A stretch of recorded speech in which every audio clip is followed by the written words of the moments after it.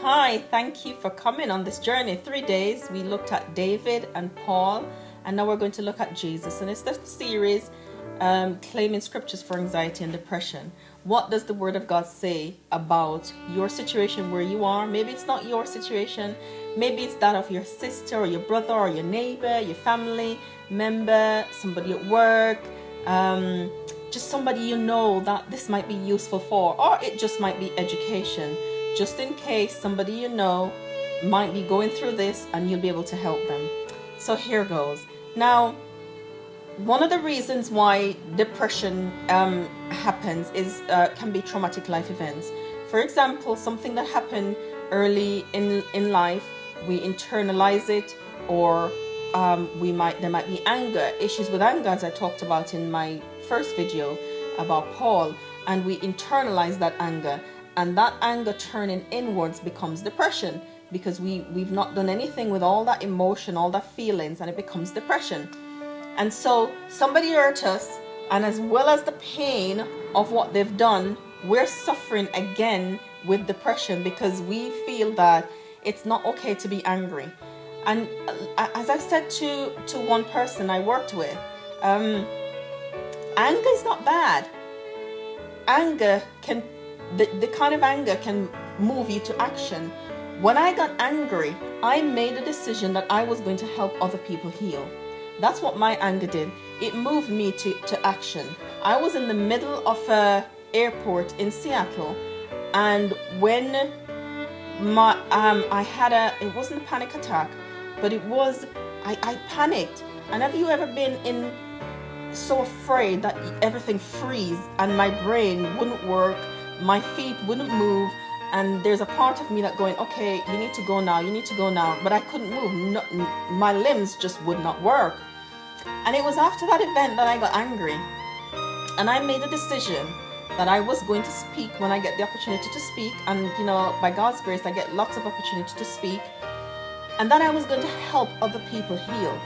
See, I decided that I wasn't going to turn my anger inwards. I was going to project it outwards, and I was going to heal, and I was going to help others heal. What decisions are you making about your pain?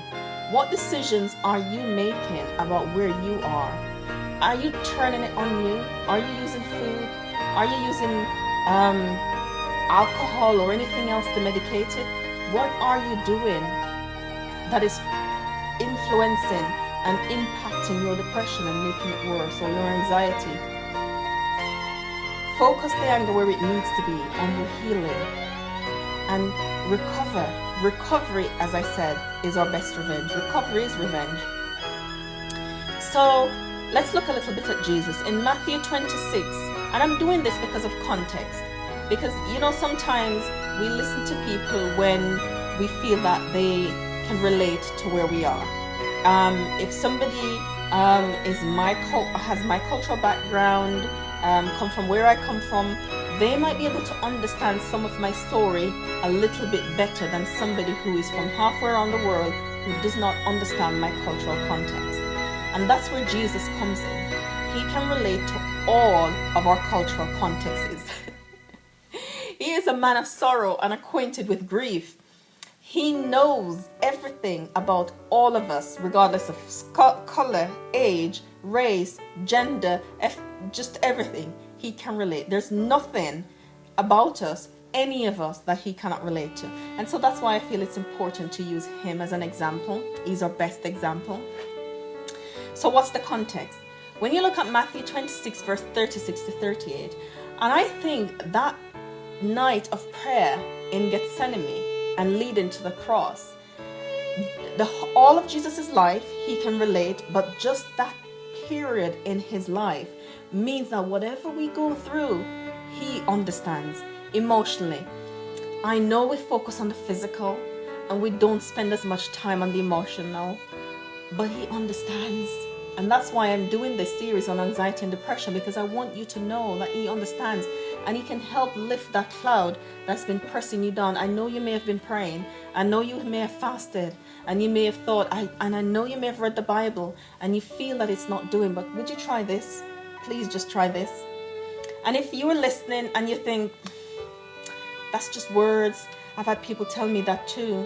Yeah, it's just words, but I don't believe it. It doesn't.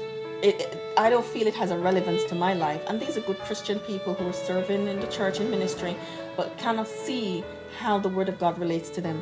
I just want you to tune in to this for a little bit and hear this. He said, when he asked his disciples to watch with him for the night, he said, when he got back and realized that they were sleeping, my soul is exceedingly sorrowful, even to death. Can you feel the intensity of that? My soul is exceedingly sorrowful, even to death. Can you relate to that? Feeling so sad that you feel that it's going to crush you, even unto death. So when we talk about context, Jesus has that experience. So if you've experienced that, if you're in despair, if you're in darkness, if you're in doubt and fear and anxiety and depression, feel like it's going to crush you, Jesus has been there. But let's look at what happens next, because it's been there because of what he knew he was going to experience.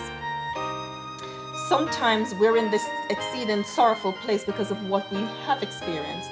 And sometimes it's because of our fear of the future. Now, he is the only one that knows the future.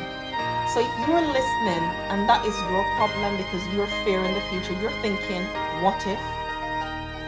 And what if traps you in anxiety? I'm going to encourage you to just kind of shut everything down and think at the moment, what if you try to erase that from your vocabulary, because we don't know anything about the future. We can assume, we can think, we can generalize and all this kind of stuff, but we will never know what's going to happen the next hour or tomorrow. And usually, as humans, we tend to go for worst case scenarios. Oh, if they find out this is what's going to happen. Oh, if they know who I really am, maybe they won't talk to me, they won't have anything to do with me and all this kind of stuff. We tend to go to worst case scenario. We never think, oh, well, if they find out this about me tomorrow, they might have a chat with me, we might have a conversation, go for a drink, and, our friendship might deepen. We never think like that. We tend to go for worst case. But he knew exactly, he knew he was going to die. He knew he was going to die. And he says later,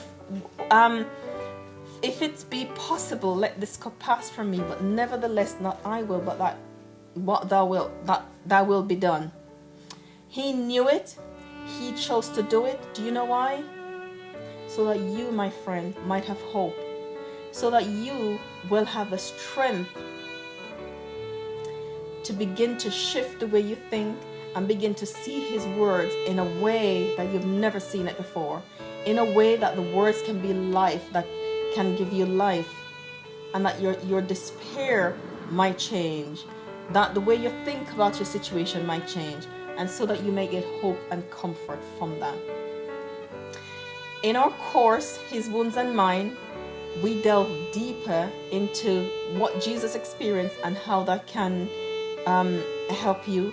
There'll be details for this on our website and just below this video. So if you want to explore some more about how his story fit with your story, whether or not his story fit with your story, can he understand your context? Can he relate to where you are?